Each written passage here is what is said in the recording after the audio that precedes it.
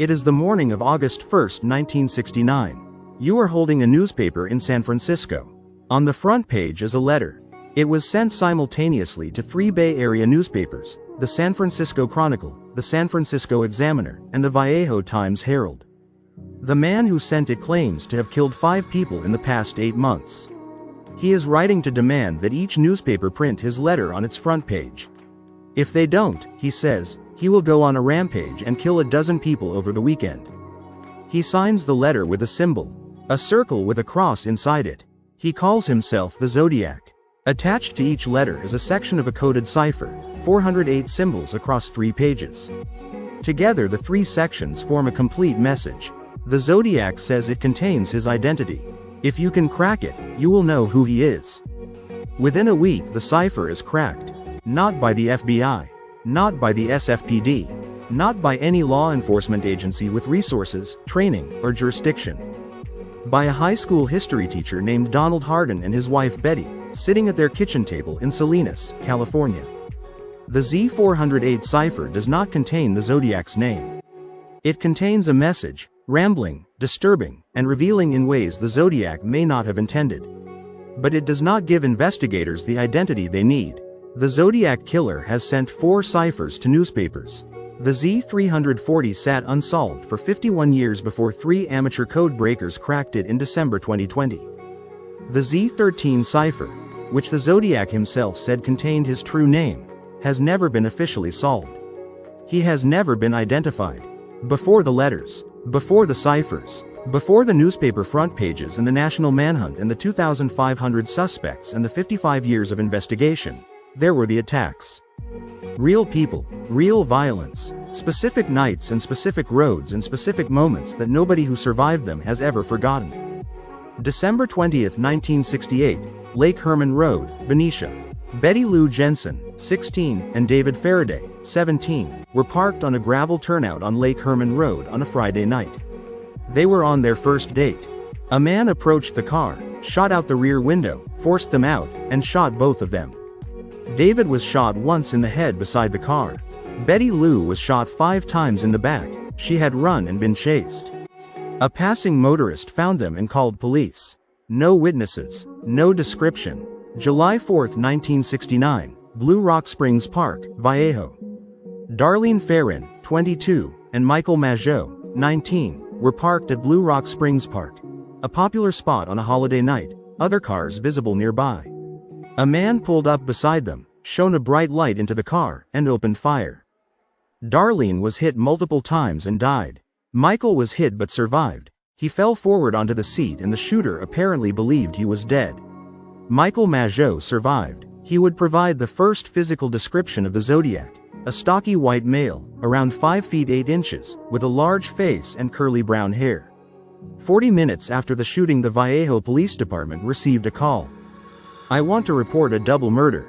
If you go 1 mile east on Columbus Parkway to the public park, you will find kids in a brown car. They were shot with a 9mm Luger. I also killed those kids last year. September 27, 1969, Lake Berryessa, Napa County.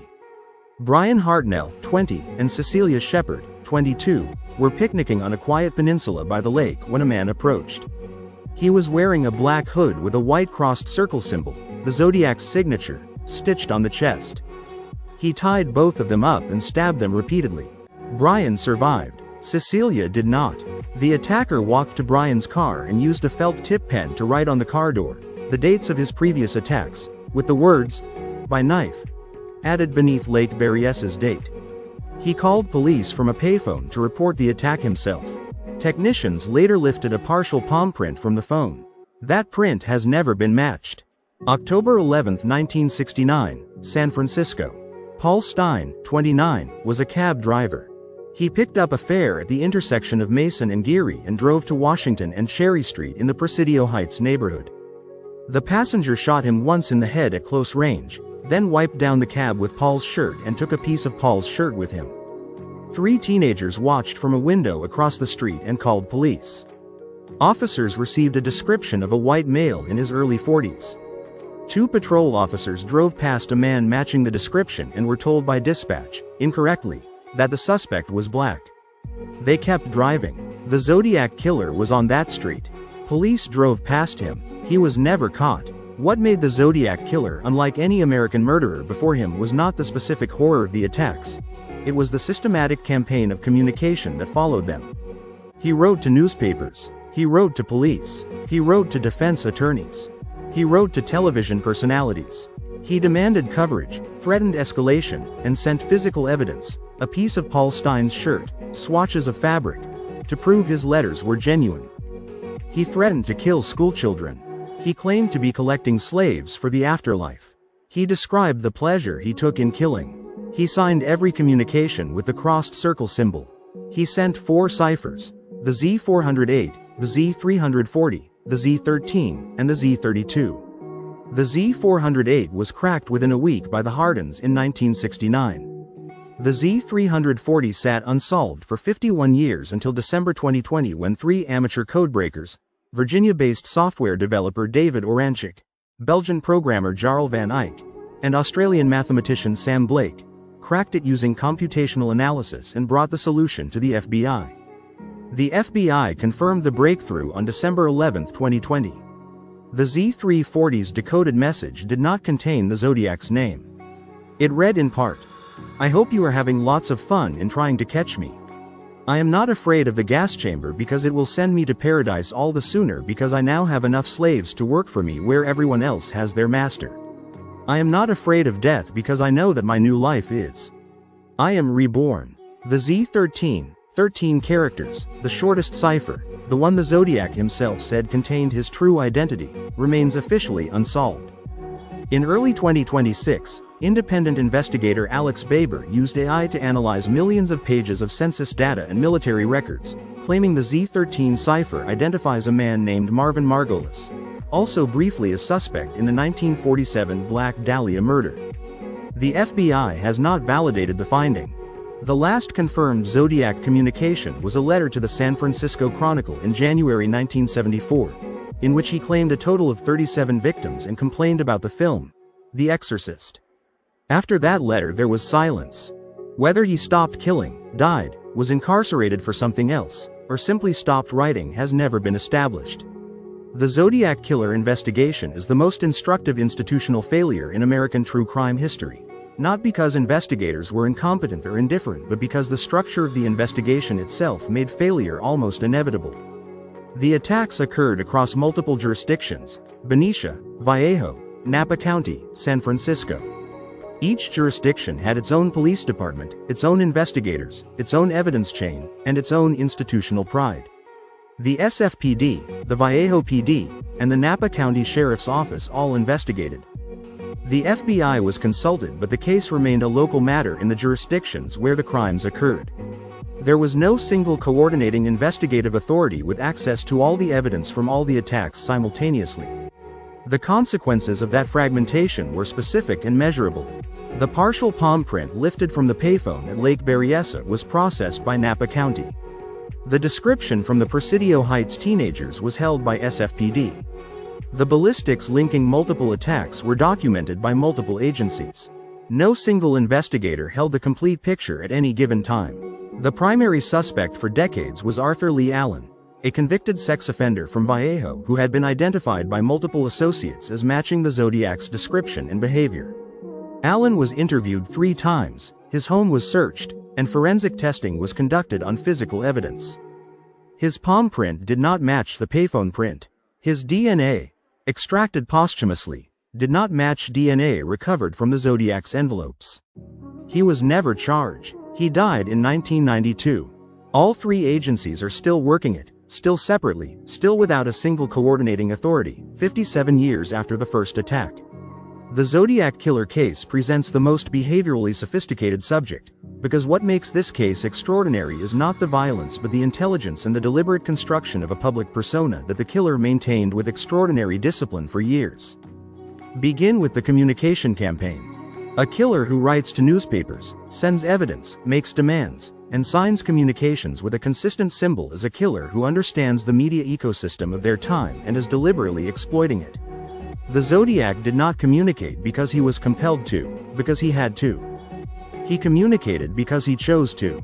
Because the communication was part of what he was doing, The murders were the mechanism. The letters were the performance. And the performance was aimed at an audience he understood well enough to manipulate for years. Forensic psychologists who have analyzed the Zodiac's letters consistently identify a specific behavioral contradiction. The letters display intelligence, grammatical sophistication, and deliberate construction alongside deliberate misspellings that suggest either a disguise of education level or a desire to appear less sophisticated than the writer actually was. A person who constructs a cipher with 408 symbols across a mathematically coherent grid does not accidentally misspell paradise as paradise. The misspellings may be intentional misdirection, the same instinct that led the killer to wear a hood with the crossed circle symbol at Lake Benicia, to wipe down Paul Stein's cab, and to call police after 2 of the attacks. Every action was calculated to manage the investigation's direction. The 4 ciphers are your most behaviorally revealing artifacts. A killer who sends ciphers to newspapers is doing something very specific. He is making an offer. Solve this and you will know who I am. The offer is simultaneously genuine and a trap. If the cipher is too easy to solve, he is caught. If the cipher is too hard to solve, nobody plays the game. The Z408 was cracked within a week, perhaps easier than intended, perhaps exactly as intended. The Z340 sat unsolved for 51 years, perhaps harder than intended, perhaps exactly as hard as intended. The Z13, 13 characters, which the Zodiac himself said contained his name, is either the most difficult cipher or a cipher designed to be unsolvable without a key only the writer possesses. 3 amateur code breakers solved the Z340 in 2020 that the FBI could not solve in 51 years. That specific fact, civilian computational analysis succeeding where federal resources failed, is your strongest institutional failure observation. The stopping is the final behavioral puzzle. After January 1974, the Zodiac sent no further confirmed communications. After October 1969, no further attacks were definitively attributed to him.